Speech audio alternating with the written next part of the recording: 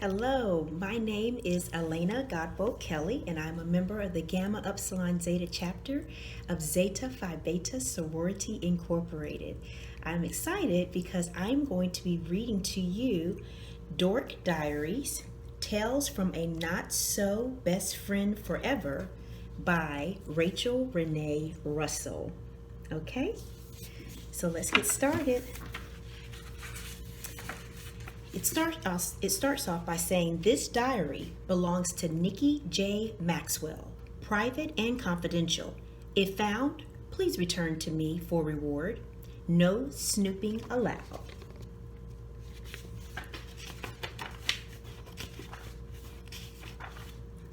Tuesday, July 1st. I am going to have the most exciting summer ever. Squee! I was in my school's talent show last fall, and the judge was Trevor Chase, a music producer who works with all the biggest pop stars. He's a graduate of my school, Westchester Country Day. And get this, he actually selected me and my group to be the opening act for the Bad Boys, a world-famous boy band. We'll be joining them on their national tour for 1 month. It's a dream come true. Any minute now, Trevor Chase will be calling me to confirm our spot on the tour. Squee! So, I have my cell phone right here next to me while I'm writing in my... Hey, what the... OMG, where is my cell phone? It disappeared. This is what happened next. Brianna? Hello? You're not my Princess Sugar Plum. Sorry, dude, wrong number. Okay. OMG, please give me the phone. That's a super important call. No, I need to talk to Princess Sugar Plum. Okay, there we go. Hand over my phone now.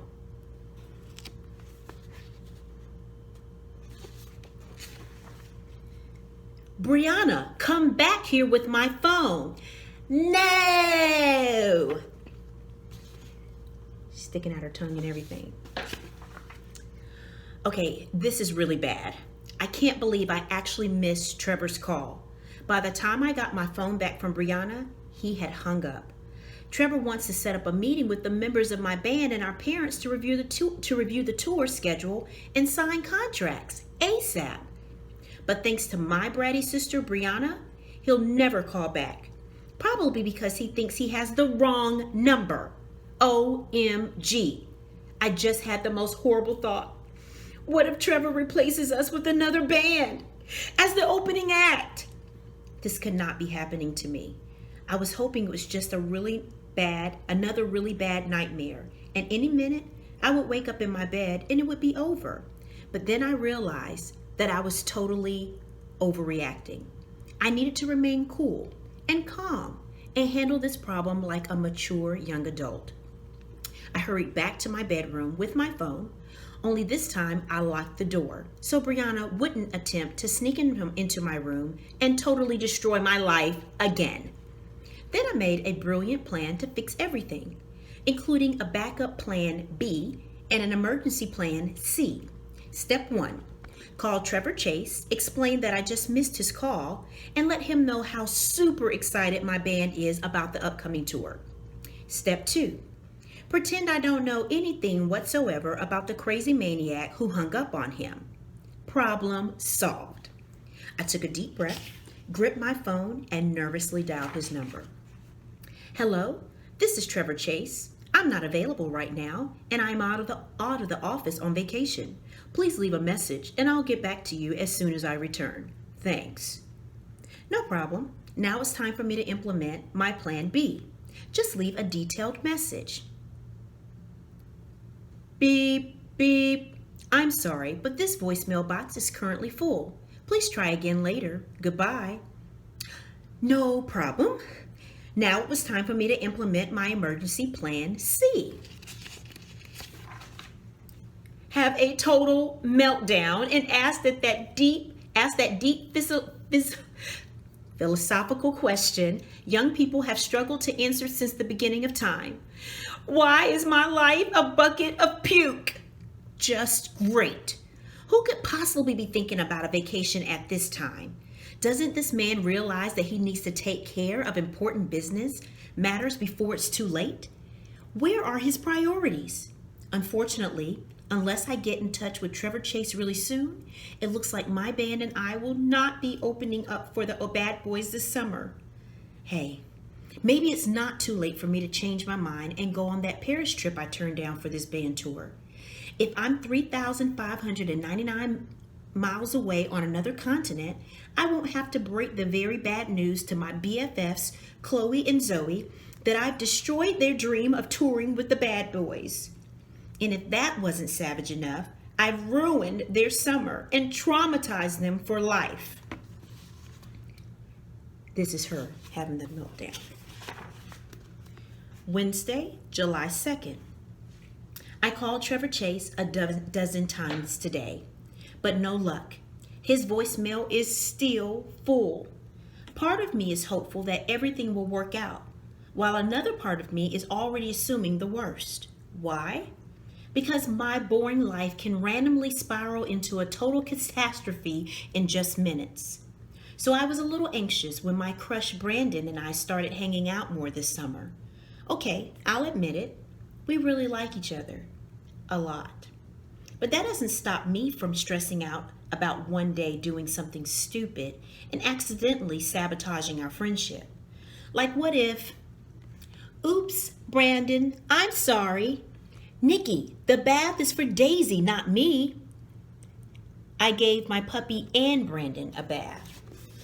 So she's saying, what if I gave my puppy and Brandon a bath? Whoa, this is awesome. Help! Let me off this thing. I tried to pick a romantic amusement park ride. That wasn't. And this park ride is called the Kiss of Death. She doesn't look so excited. My cute idea to share a huge ice cream sundae turned into a hot mess. So in essence, the ice cream is melting. The Halloween Party on Elm Street movie I picked wasn't a fun comedy. Looks pretty scary. Me staring at Brandon instead of the fireworks.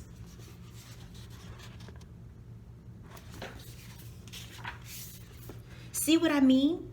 I can take a perfectly normal situation and make it embarrassingly awkward. Sure, I walk around with a smile on my face like I'm in control and everything is just fine, but the world has no idea whatsoever how lost, insecure, and confused I really feel. Yes, I know. I need to just chillax and stop whining about how awful my life is, when in reality, I'm actually very lucky.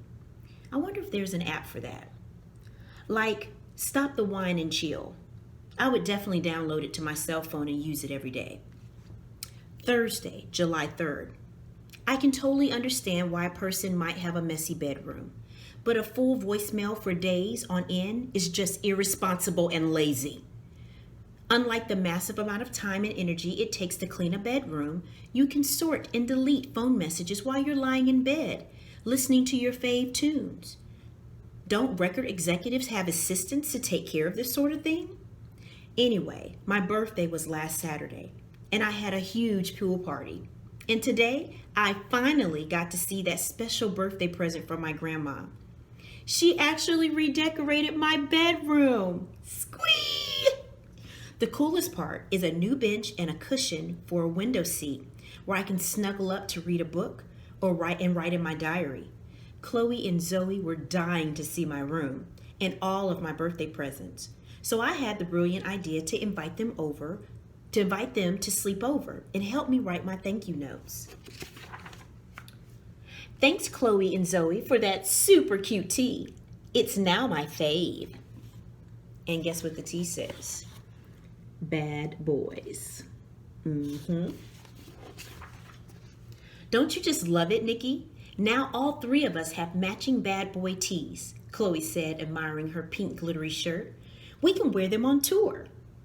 OMG, have you heard their newest song? Listen. Zoe raved as she blasted I Love You almost as much as my skateboard on her cell phone. Since we were on the subject of the bad boys, this was the perfect opportunity for me to do the honest and mature thing and casually mention the slight possibility that, the tour thing is so not happening. But I guess I wasn't feeling very honest or mature right then. And it didn't help that Chloe and Zoe were super excited about the tour and would not shut up about it. And I swear that stupid song was giving me a major migraine. I still can't believe we'll be opening for the Bad Boys on part of their national tour, Chloe gushed as she opened her overnight bag. Take a look at these. I've been collecting dozens of magazine articles about them. Chloe showing us her stash of magazines about the Bad Boys. Nikki, Zoe, I just got a fantastic idea, Chloe suddenly squealed. We should read all these magazine articles about the band. Then when we finally meet them, we'll already know practically everything about them. Chloe, I love your idea, Zoe shrieked. Let's make a Bad Boys tour scrapbook. Then we can add our own photos and cool stuff from the tour. We'll cherish it for the rest of our lives, Chloe sniffed and blinked back tears as she clutched the magazines to her chest. And maybe one day we'll share it with our future children. Just great. Now I felt even more awful. Because I'd missed one stupid phone call, now we weren't going to get to meet the Bad Boys or share the experience with our future children. Sorry. But I just couldn't bring myself to tell Chloe and Zoe the truth and break their hearts like that. Instead, I did something kind. I made a yummy snack of hot buttered popcorn. Then we all flopped across my bed and started thumbing through the magazine articles. Meet the Bad Boys. Aiden Carpenter, singer and choreographer. Nickname Crash. Hometown, Houston, Texas. He likes skateboarding, comic books, prank TV shows. Dislikes sitting still, being serious, salad, and rules. Little known fact, Aiden almost got kicked out of the Bad Boys when he pulled a prank at their first rehearsal by filling the other guys' water bottles with vinegar. Yuck! Luckily, the guys thought it was hilarious and convinced their manager to let Aiden stay. But now they know better than to leave their water bottles lying around. Fave late night snack, French fries. Personality, Aiden is a total prankster and the goofball of the group. He's most likely to be cracking jokes and distracting his bandmates when they're supposed to be rehearsing. But that's because he picks up choreography faster than everyone else. So he doesn't need as much rehearsal time and gets bored. He took ballet, tap, and jazz at Miss Madeline's School for Dance in Houston, Texas. What his bandmates say about him. We think Aiden's pranks come from a deep fear that the world might figure out that he's a nice guy and use it against him. Or maybe he's just really, really immature. His most beloved possession, skateboard signed by Tony Hawk. Most important quality in a crush, a sense of humor. And if he weren't a massive international pop star, what would he be? A pro skateboarder. Meet Victor Chin, singer and rapper. Nickname, The Viper. Hometown, Miami, Florida. Likes, dropping sick beats, video games, the Miami Dolphins, and ketchup. Dislikes, cold weather, bananas, getting up early, and spiders. Little known fact, Vic won his middle school spelling bee with the word Jararaskusu. I hope I said that right. That's a kind of viper. Wonder how he got his nickname. Fave late night snack, nachos. Personality, Vic is the baddest of the Bad Boys. A real tough guy who never shows his softer side, at least when he's out on stage. He hails from the mean streets of Miami. Actually, the suburbs, but shh, you didn't hear that from me. You didn't hear that here. He started his first dance crew when he was 9 and has a slick breakdancing move named after him, the Viper. What his bandmates say about him. Don't let him fool you. Vic's a teddy bear. Well, a teddy bear tough enough to withstand a couple of tornadoes, but still a teddy bear. His most beloved possession, a leather jacket that belonged to Prince. Most important quality in a crush, confidence. If he weren't a massive international pop star, what would he be? A race car driver. My first job was in my uncle's auto shop, and I still drop by to mess around with the engines when I'm in Miami. Meet Nicholas Perez, singer and songwriter. Nickname, Romeo. Hometown, New York City.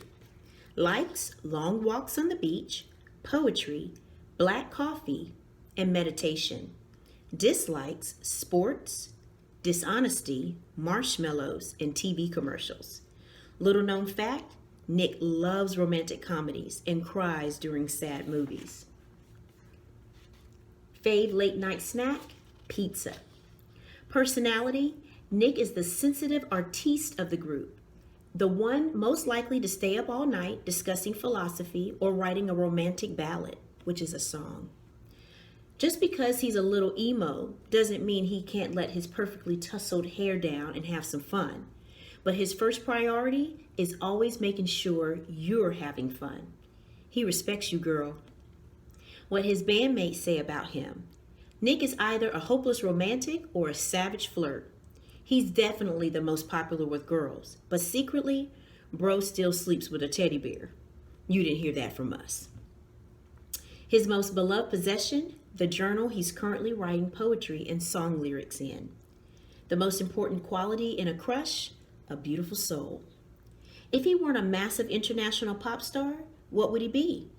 A poet or a volunteer in the Peace Corps to help make the world a better place. I'd probably also work in my family's pizzeria whenever they needed me. Meet Joshua Johnson. He's the lead singer and plays piano and several other instruments. Nickname, Teacher's Pet. Hometown, Los Angeles, California. He likes dogs, chocolate, scary movies, solving physics problems. He dislikes broccoli, crowds, unless he's on stage, and clowns. Little known fact, Joshua graduated a year early from high school and got into Harvard right before he was offered a spot in the Bad Boys. He deferred his acceptance and plans to attend in the future. Fave late night snack, brownies and ice cream. I'm with him. Personality, Joshua is the brains of the group and a real mama's boy. He's kind of an introvert, preferring one-on-one conversations to big parties, and he can make anyone he's talking to feel like they're the most important person in the world. He's a total Ravenclaw and proud of it. What his bandmates say about him. Yo, Josh is stupid smart. The stuff he talks about sometimes. We don't even know, man. We wouldn't be surprised if he discovered a cure for cancer. His most beloved possession, a handwritten letter from Dr. Martin Luther King Jr. to his great-grandfather. The most important qualities in a crush, honesty and brains. If he weren't a massive international pop star, what would he be? Maybe a physician or a university professor. Probably both. Wow, I'm so impressed. I had no idea these guys were so friendly, talented, and cool. Since I'm a pretty good artist, Chloe and Zoe begged me to start work on our scrapbook. So every day I'm going to read through the magazine articles, pick the best one, and design an awesome scrapbook page. This project is going to be really fun and possibly a total waste of time. I was about to spill my guts and tell Chloe and Zoe the truth when another idea about how I could contact Trevor popped into my head. It was so simple. I couldn't figure out why I hadn't thought of it earlier. Because Chloe and Zoe were close by, I casually picked up my cell phone and pretended to be checking out the Bad Boys on social media for cool ideas for a scrapbook. However, since I couldn't get a hold of Trevor by phone, I decided to send him an email. I quickly wrote an email explaining how I missed his call and how desperately we still wanted to go on tour with the Bad Boys. When I finally hit the send button, it felt like a ton of weight had been lifted off my shoulders. Trevor always answered my emails right away, so I was very sure I would hear from him within 24 hours. Problem solved. What I didn't expect was to hear from him within 24 seconds. My heart was pounding as I nervously opened his email. When Trevor couldn't reach me by phone, maybe he anxiously waited for me to contact him via email since he responded so quickly. Right? Wrong. This is what I received. Thank you for your recent email. I'm currently out of the office and will be returning later next week. I will respond to your email at that time. Best regards, Trevor Chase. This is an out-of-office automatic reply. Ah! That was me screaming. But since Chloe and Zoe were in the room, I just did it inside my head so that nobody heard it but me. I can't do this anymore. I give up. So we're going to pause and we're going to come back and continue to read. Yep, I left it as a cliffhanger just to make sure you come back. All right, Loyd Auman, 3rd grade, let's go.